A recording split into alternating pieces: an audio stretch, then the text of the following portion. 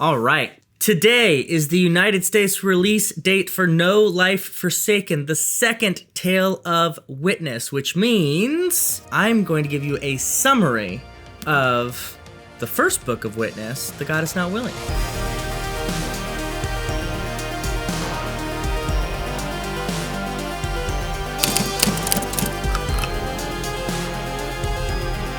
So let's summarize for those of you who are about to pick up No Life Forsaken and maybe read The God Is Not Willing 3 or 4 years ago, don't remember the particulars, and honestly, I haven't read No Life Forsaken yet, so it might be on another continent. In fact, I think it is. But it's helpful to remember sort of the themes and overall story as you are going through. Obviously, a series, we know that Steven Erikson likes to weave thematically through his books, even if they're not happening sort of narratively in the same place. So I'm going to try to give you a really brief but helpful overview of what happened in The God Is Not Willing so that you can go into No Life Forsaken feeling like you are fresh in the series and ready to go. This will not be a play-by-play, incredibly detailed overview. I'm going to try to get this under 10 minutes. You know if I've failed or not based on the time code on this video, but at the time, I don't know if I failed, so we'll see. The God Is Not Willing takes place in the northern reaches of the Genebasis continent, right sort of by the end of what the Malazan Empire would call civilization, and up into where the tribes exist, and eventually where there is just ice. And we find out in the prologue of The God Is Not Willing a very important fact that the northern tribes are starting to unify to hopefully push into the southern lands of Genebasis, not because they want to conquer them, but because they are pushed to by an impending massive flood in the north. That all of that ice that sort of lore-wise was held together by Omtas Falak is finally failing and is going to flood and destroy the lands that they are currently living in. So immediately in the prologue, we learn of this impending doom to this area that the northern tribes kind of know about, at least the leaders do, but most of the residents of that area, including in Silver Lake, where we were in House of Chains, don't know that that is about to happen. And this whole book, I should say, takes place about a decade after the events of the Crippled God. And our story really takes place, we're going to focus it on two main sort of areas of narrative. The first is surrounding a main character, Rant, who is the bastard son of Karsa Orlong. He is a product of Karsa's swath through the North Country, his horrible reign of terror that happens in the first couple hundred pages of House of Chains. Rant lives with his mother in Silver Lake as a half Teblor, half human. His mother, Sarlis, was raped by Karsa Orlong during his rampage through that area of the world in House of Chains. She is still dealing with the deep, deep scars of the blood oil curse, which Teblor, including Karsa, put on their weapons. Part of that curse is an inability to control one's own sexual appetites, and so she unfortunately passes on the pain that has been done onto her onto Rant and rapes him. In so doing, he flees from his house and up into the wilderness. We learn through various flashbacks that Rant has never really fit in with society. He was bullied by other people, other children in the area, even though he was physically much larger because he's a half Teblor. And so this rejection from his mother that he perceives is just a rejection that he's received all of his life. And he swims across the freezing cold Silver Lake and almost drowns, but he is saved by what will become his first friend, which is Damisk, which is also someone we met in House of Chains, who has deep baggage. He was a slaver for most of his career in the Silver Lake area, a trapper and a slaver, including to Karsa Orlong, and we saw him in many different aspects of the House of Chains story. So again, this theme of chains and the history that every person lives with in their life is paramount to The God Is Not Willing. Damisk saves Rant, warms him up, helps him survive in the wilderness, and eventually they have to start fleeing from the threats that are around them. There are the Jek, who are wolves and people, and then there also are the northern tribes who are scouting the area as they prepare to potentially take over the south. And both of them are trying to kill these two travelers because they that's what they're sent to scout to do, and this is their territory. While they are fleeing from potentially being killed, Damisk and Rant are divided. They get separated. and both have very interesting and important adventures. First, let's deal with Rant, because it's slightly quicker. He is basically attacked by some of the scouts, and we find out very quickly that he is immensely powerful, an immense warrior, and there's some sort of spirit working within him to help him basically be this great fighter. Basically, as parts of Karsa Orlong inside of him. And this is where we start getting hints, and sometimes in the book outright says that Karsa is now considered to be a god, that he has ascended in some way, even though he is just in Darujhistan still, as he was at the end of The Crippled God, but that he is now considered to be a god, and some of that power seems to have been given to Rant. And as he is fighting, he stabs a rock with a knife that he has. And in a flashback, we find out that it's actually a knife that was given to him by a Malazan Marine who was Spindle. And when that knife is stabbed into the rock, a spirit enters it that was, for some reason, residing in the rock. And that spirit, we find out, is a Shigal assassin, K'chain Shamal, an incredibly powerful being. And through their discussion, she is supposedly a sibling to him. That will become important because this is another arsenal in Rant's sort of friends and allies that surround him and make him very, very dangerous, because 3 will sometimes help Rant when he gets in dangerous situations to defeat his enemies. Reminder on the lore of Shigal assassins that we learned in the Malazan Book of the Fallen. They are the specific K'chain Shamal, probably the most powerful K'chain Shamal, because they are the personal bodyguards of the matrons of the K'chain Shamal clans. There are only 3 of them at any given time. The idea being if one ever tries to turn against the matron, the other 2 are able to defeat that one. So it's interesting that the name to this Shigal assassin is 3. Maybe this was one rogue Shigal assassin that actually was able to defeat both of her fellow Shigal assassins and maybe kill the matron. We don't know. Maybe we'll find out more about that. Maybe we won't. But we know that she is a great ally to Rant, and she is with Rant for the rest of the book. Let's get back to Damisk, because remember, he was separated as well, and he is not as good a fighter, and he is not the son of a god like Rant is. Damisk gets a bit lucky because in fleeing from those who pursue him, he finds himself in an Azath hold. Yes, just like the Dead House, the Azath houses, there are places in the wild that have that same Azath magic called holds. These are older than the Azath houses, and they're one of these places that Damisk runs into. And there is a really incredible, exciting adventure as he goes into the hold. But before that, he also meets a Jek goddess by the name of Warbitch. Has a discussion with her. Warbitch talks about how her people are passing away and how difficult life has been for them. It's a very interesting discussion. She leaves, and then Damisk goes into the hold because he has to flee from the people who are coming to get him. In there, we go to a completely empty world, basically, that we find out has been completely picked clean by the K'chain Shamal. While he is in this world, he is almost destroyed by the K'chain Shamal, but he is able to unchain some sort of great power of the world that has been chained for so long, and that power is able to destroy or at least go to battle with the K'chain Shamal.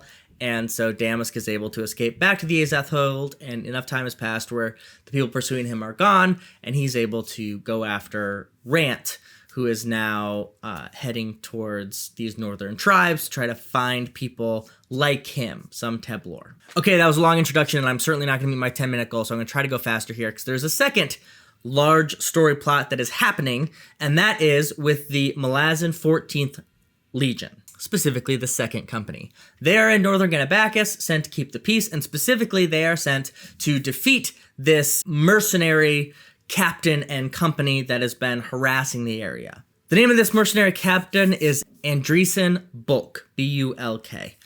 And they defeat them specifically by capturing Bulk and threatening him in front of his crew, and they lay down their arms and they take most of these mercenaries captive.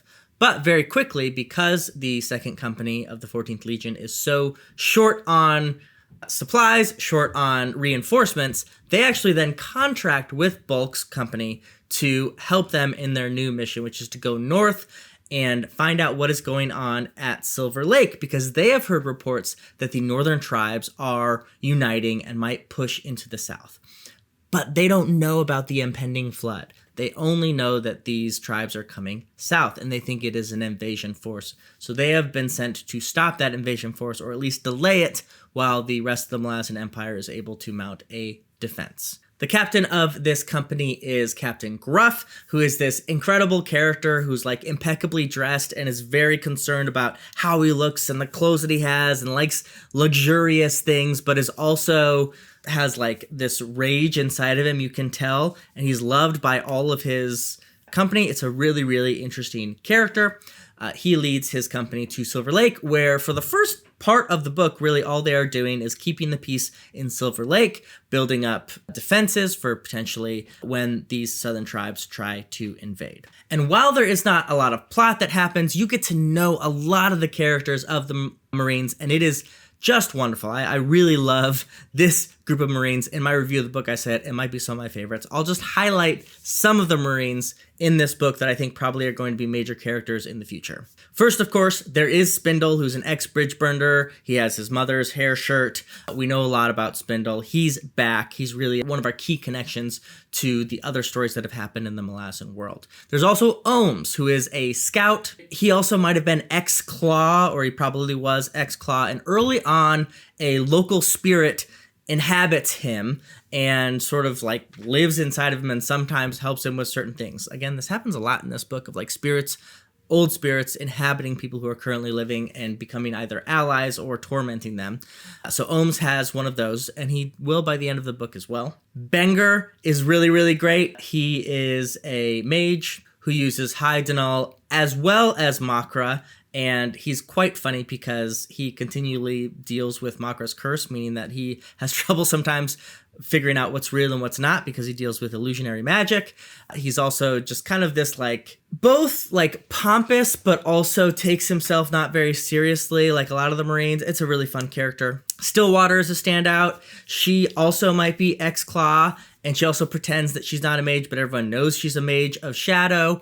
And she seems to be actually even a specific favorite of Cotillion. Very, very funny. Onyx Fro is there. She is also a mage, but also has a history of being heavy, and so she's really built and huge. She uses fire, I think, so a fire mage, and she also has apparently in some ways invented basically the cannon or some version of the cannon that is being introduced to the Malazan arsenal, especially now that they don't have the munitions from the Moranth that they used to have in the old empire. There is Sobleek, who is, as his name implies, he thinks that he is cursed and that anyone who's around him is going to be killed. He's kind of an Eeyore of the group. It's really a great group of Marines. If you have forgotten that since you've read it, just remember, they're incredible and you really grow close to them. Two important events happen while the 14th Second Company is keeping the peace in Silver Lake as far as plot goes. First is that Monkrat comes to town. If you remember Monkrat from Toll the Hounds, he is, or was a priest. I won't tell you his whole backstory, but he comes and talks to Spindle, and there's a good explanation of what is happening to magic in the world post what happened to the crippled god, because it appears that the Warrens exist in a slightly different way than they used to. And this is something we know happens in the Malazan world from time to time. As I already mentioned, there used to just be holds of power, sort of the old elder gods or elder holds, and those developed into the more clear, or maybe not clear, but like diverted warrens that people used. And now there seems to have been another change in the magical fabric of the world, although we don't really, it's mysterious, even as Monkrat said. And Monkrat at least calls them runts. So again, it sounds like a splintering off again of sort of the magical power. There's also a whole bunch of new cults and ascendants that have happened over the course of the Book of the Fallen. Obviously, a lot of important events have happened there, existential events. So we start hearing things about like a cult around Coltane, and I think we'll probably learn a lot more about that in No Life Forsaken if that happens in Seven Cities. The Bridge Burners, to some extent, have ascended. Iskar Jarak, or Whiskey Jack, is now also in some ways part of the High House of Death, the Mason there, and is a god, and is maybe taking the place of Hood. It's unclear. But there's big changes both in the god pantheon and in the world of the Warrens and magic in the Malazan world. And so it's a very interesting conversation to kind of level set what has happened 10 years since the crippled god. Secondly, remember I mentioned Starless, who is the mother of Rant and who is suffering under this horrible blood oil curse, is healed by a group of Marines. Banger, Stillwater, and Onyx Fro are the three who go in and are able to get this done. And I won't get into too much detail because, again, I'm trying to make this short, but it's a really great scene that involves the spirit of Anomander Rake having to flee from all the people that he has killed during his physical life. It's both funny and incredibly touching and has a great climax where Anomander Rake says, "Why should I help you do this?" And someone says, "To save a life." And he says, "No other reason is needed," and helps him do it. It's like this beautiful, incredible scene. So that all is happening in Silver Lake. Let's get back to Rant. Rant basically just has this ability to make friends and allies. He makes allies of two of the Black Jek, again, this like wolf shape-shifting people, Gower and Nilgan, they're actually brothers. Gower is actually the Lord of the Black Jek. Nilga is more like a wayward son, so to speak, but both of them eventually ally themselves with Rant. He also meets two half-sisters, other people who are products of the rampage of Karsa Orlong in House of Chains. The two sisters are Delis Fana and Tanith Agra. He also meets, and I should say, he meets all these folks because he's eventually brought before basically the United Northern Tribes that are going to push south. And so he's meeting all these people, including Widow Dalis, who remember is the wife of Baroth from House of Chains, also someone who Karsa originally loved. So Dalis is there, and then her daughter, Paik Guild, also becomes a close ally of Rant, and in fact, those two develop a romantic relationship. He also becomes quick friends with, like, the dogs of the Teblor, who are kind of like hounds of shadow, like, not that powerful, but they are these, like, really powerful beasts. So he's just, like, meeting people and, like, making friends. The one person he does not make friends with is Elad Tharas, who is the leader who has organized all these tribes. He actually basically challenges him to a duel, and again, we see a little bit of Karsa within Rant, where if he sees something that is wrong, he is going to stand up for it. And the thing that really drives a wedge between him and Elad is that Damisk is sentenced to death for his life as a slaver.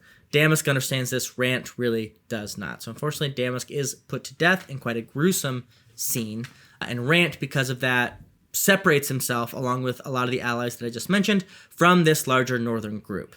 What's interesting about this larger northern group, again, speaking of the wounds of the past and being so tied to it, is that Elad cannot get by wanting revenge against the people of the South for what they have done to his people, and that will ultimately exact a huge cost from his people in the coming chapters. And now things happen very quickly, and our two main storylines are going to clash because the proverbial dam and the literal ice breaks in the mountains, and a sea of water is pushing over these northern regions. Most of the northern tribes and the Teblor, because they are obsessed with fighting the southern tribes, and because of that they don't accept help from anyone, die in the initial floods. And the floods also push out onto the southern plains as well, including Silver Lake. But all of that happens while there is one part of the northern tribes that do attack Silver Lake. There's a huge battle that the 14th Legion 2nd Company does win. And at the same time, Volk's company, who's still very upset, even though they're supposed to be allied with the Malazans, try to double-cross and backstab the Malazans. That also does not work very well because of the cunning of Captain Gruff and the Malazans generally. Everyone then pulls back to an area called Culvern, if I remember correctly, a city named Culvern, where this great flood finally reaches. It's still huge, but it doesn't have quite the fury that it did in the mountains. And so because of that, there is some hope that if we get enough people on barges, that they will be able to survive. And that brings about this beautiful scene where the Jek and some other of the northern tribes that are still left, and maybe some of the Teblor that are coming, they stop attacking, they throw down their weapons, and the Malazans start to try to stem the tide of the flood and save these people, these refugees that are running from the flood. And they are able to save many of them. Many Malazans die, many of the northern tribes die, but there is this contingent of folks who survive, including some of our favorite Marines. Stillwater specifically saves a group by going into Shadow and having this very interesting confrontation with one of the Hounds of Shadow. I think it's Pallid, if I remember correctly. And there's also this very interesting conversation with Cotillion, where again, it seems that he is aware of who Stillwater is and has some interesting plans for her. And the book concludes with this really beautiful agreement that Spindle has with all of these refugees that the Empire will allow these people to settle in the lands as long as they are peaceful. And so the ultimate way of getting over this deep, deep hurt is, again, mercy, compassion, and actually acting in such a way consistently by allowing them to have land and food and giving them an area to settle. Rant and his crew are sort of wandering, and it seems implied that he would like to talk with Karsa about how he has failed them and discuss why the god is not willing to help in this very important moment. So he ends the book by wandering and trying to find answers there, while the Malazan Empire tries to knit itself together after this great climate emergency. Whew! So that is The God is Not Willing. It wasn't a perfect and whole summary, but I think hopefully it'll give you, jog your memory as you're going into No Life Forsaken. Enjoy reading that new book. Let me know if I missed anything major, or more specifically, let people know in the comments below if you think a story element I didn't touch on here is really important for them to know as they are reading the next books. That'll be helpful. Otherwise, first in, last out.